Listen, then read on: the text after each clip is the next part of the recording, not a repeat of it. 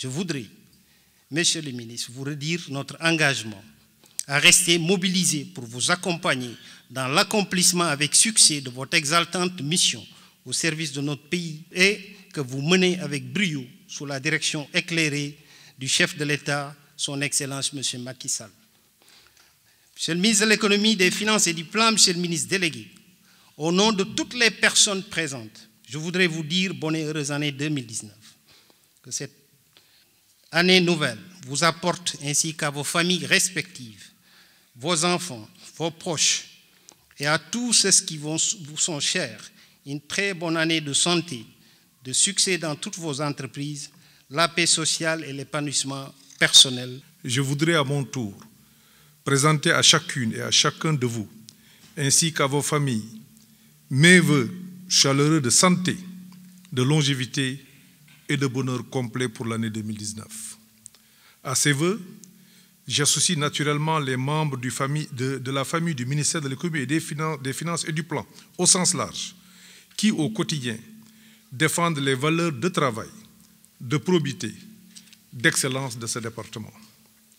Qu'il me soit permis de leur témoigner notre profonde gratitude pour tous les sacrifices qu'ils consentent dans l'exécution de leur haute et noble mission. L'année 2018 a révélé ses performances. En effet, des progrès notables ont été réalisés dans les efforts de consolidation des ressources budgétaires, de rationalisation des dépenses publiques et d'assainissement des finances publiques tout court.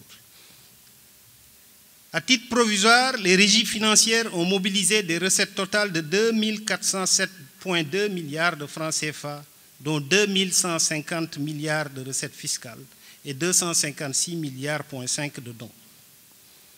Cette dynamique de mobilisation des ressources internes durant tout le long de l'année 2018 a reposé sur les axes suivants: la modernisation des administrations fiscales et douanières, le renforcement de la politique fiscale et la rationalisation des dépenses fiscales, la dématérialisation des procédures, la réforme des structures, la réduction des délais de traitement du contentieux fiscal, le contrôle fiscal plus adapté à la promotion du secteur privé.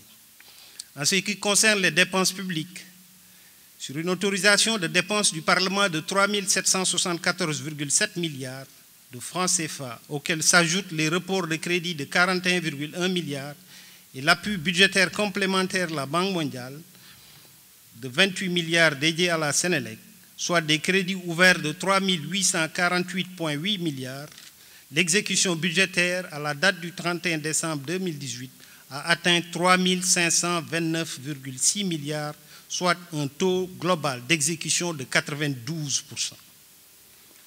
Le principal enseignement à tirer de l'exécution du budget 2018 est la prépondérance des dépenses courantes d'un montant de 2 357,1 milliards, traduisant l'année sociale décrétée par M. le Président de la République, soit 69% du budget général par rapport aux dépenses d'investissement d'un montant de 1 058,8 milliards, soit 30%.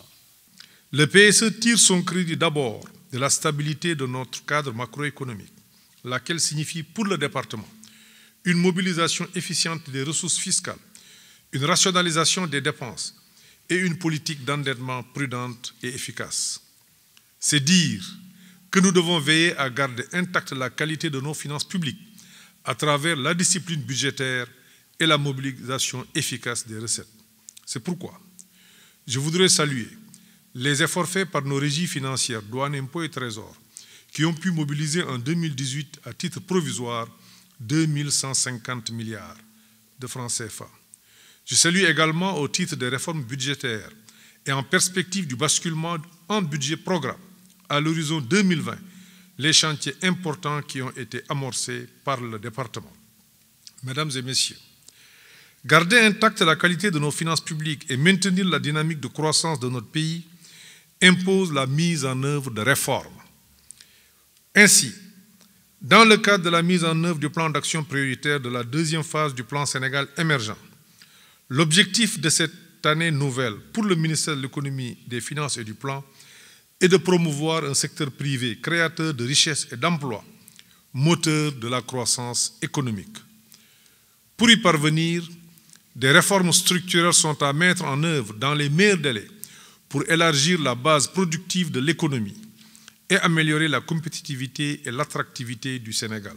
4 années après le dernier groupe consultatif en 2014, la communauté internationale a, le 17 décembre 2018, à Paris, réitéré à nouveau, de façon unanime et sans équivoque, sa confiance à notre pays en s'engageant à soutenir la deuxième phase du plan Sénégal émergent, avec encore un montant record de plus de 14 milliards de dollars, soit près de 7 854 milliards de francs CFA. À elles seules, les 7e et 8e éditions du groupe consultatif tenus respectivement en 2014 et 2018 servent de mesure à la crédibilité accordée par les pays amis et les partenaires techniques et financiers à notre vision d'un Sénégal émergent en 2035 avec une société solidaire et dans un état de droit. Ces groupes consultatifs, savamment préparés, sont également illustratifs du travail effectué quotidiennement par l'ensemble du personnel du ministère de l'Économie, des Finances et du Plan, un travail pour lequel j'ai du respect et la plus grande admiration. Je voudrais vous annoncer la réception en 2019 des bâtiments en réfection et en construction du ministère, ainsi que leurs équipements, pour une amélioration des conditions de travail de tous les agents. Monsieur le secrétaire général, c'est un point important. Il faut que ce bâtiment soit réceptionné avant avril.